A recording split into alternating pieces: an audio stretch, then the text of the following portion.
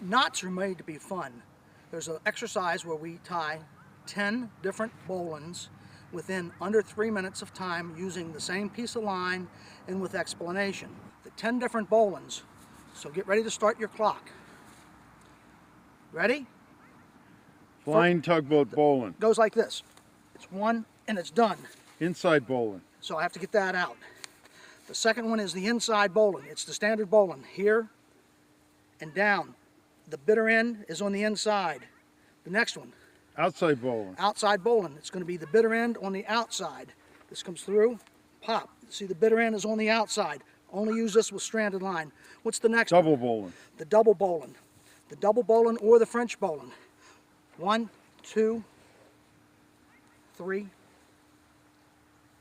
there's the double bowling. There. What's next? Bowling on a bite. Bowling on a bite. Remember, the bite is any bend in the line, make equal distance. We have a bowling on a bite. Create the bite, take it through, bring it back, pop it. Bowling on a bite with a tail loop. Bowling on a bite with a tail loop. You got a bite of the line.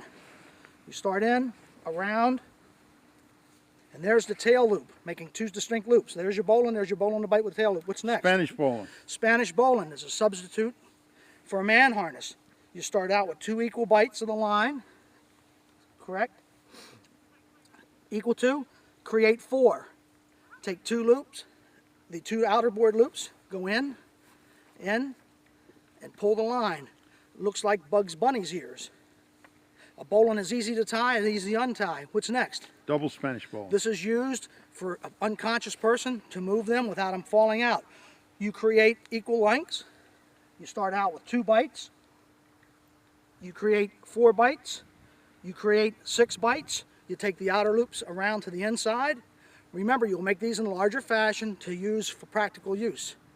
There it is. You have the 2 loops. Your legs go here. Your arms go here. And you strap your back across. It's a double Spanish bowling. Easy to tie, easy to untie. What's next? One hand around the waist bowling. One hand around the base bowling. People make mistakes. Use the bitter end. Point your fingers as a conical shape. Create the loop. Take your fingers and ring fingers and pop back. There's the one-handed bowling. Waterman's bowling. Waterman's bowling. I need some assistance. Hold the line. Waterman's bowling looks this quick.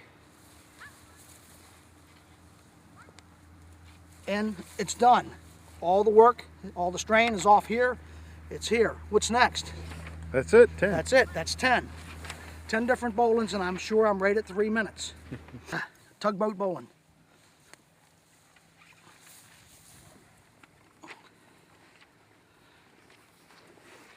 Okay. Inside bowling, which is the bitter end. Create around. The bitter end comes on the inside of the loop or the working part. The outside bowling, the bitter end will come on the outside. Thus, like this. You should only use this with stranded line on the outside so it'll bite. What's the next one, Jim? Which was that? That was the outside bowling. Double bowling. The double bowling, or French bowling, which you will see later on.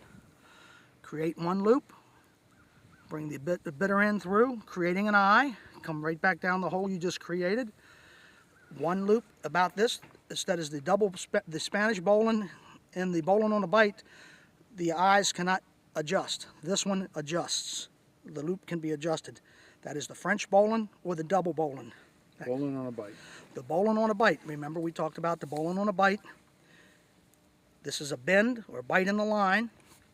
You create the distance, put an overhand knot in, drop it, bring it back to itself, pull this through, and you will see the distinct bowling on the bite of the line. So there's a bowling on a bite without a tail. Next one. With a tail. Again, bowling on a bite with a tail used for tether. You start out with the bite of the line. You're just creating and tying the bowline onto the bite of the line. So you create it just like you're doing an inside bowline, but it's going to wind up having an extra eyelet. So you see the bowline right here. There's the bowline. There's the bite with the 2, and the 3rd is a tether. What's next? Double Spanish bowling. Spanish bowling. Or Spanish bowling. Single Spanish bowling is also used. So here we go. You start out with 2 distinct loops, rotated upside down. You pinch it at the top at the 2 bites. Bring it back, creating 4 loops. Take the outside loops to the inside. This will look a little like Bugs Bunny's ears when we're done. Looks like this. In practical application, you make it much larger and a larger diameter line, and you step your legs into it. You never put it behind you. You always step into it. The knot will rest. It will not slip. It's a very safe knot. And then you use to hoist yourself up. A bowline is easy to tie, easy to untie. If you have a lethargic or unconscious person and you need to move them, you would use the what? Double Spanish bowline, which looks like this. You create, just like you're creating a Spanish bowline, start out with the 2 equal loops, you create 4 loops, and you create 6 loops. Remember, you're going to make this in much larger scale, so you may have to lay your large line out on the ground to walk these. You take the outside larger loops to the inside smaller loops. Once you pull it tight, you will see what will happen. Your leg loops will be longer than your arm loops. You step into the knot with your legs here, dress it between the crotch area. Your arms will go in each side, and then you put a thricing line to secure it at the back. The victim or the person that you're moving cannot fall out of the line. It's called a double Spanish bowline. And it looks really nice, and it's very practical. There's the back. The bowline is easy to tie and easy to untie. Gone. What's next? 1 hand around the waist. 1 hand around the waist. Too many people make the mistake. Young scouts, if you're thrown a line because you don't have a life ring and they just throw a straight line to you, you should be able to hold tension with the right hand or the left hand respectively. A little bit of working in, take it in, create the loop. Never, never put your hand all the way in, because you can't get your wrist out once the working end gets a strain. Form your fingers like a fid, a wood fid. Create the loop. Take a round and take your ring finger and small baby finger and pull, and there's the one-handed bowline around the waist. That's in slow form. What's next? Waterman's. Waterman's bowline requires a little help. If you're trying to pull a deadhead or a piling in the water, or you're having problems, what you want to do is you want to very quickly know how to do this. You create the small eye, which is going to take all the strain. You come up and you're going to create the bowline right here. All the strain will be on this eye.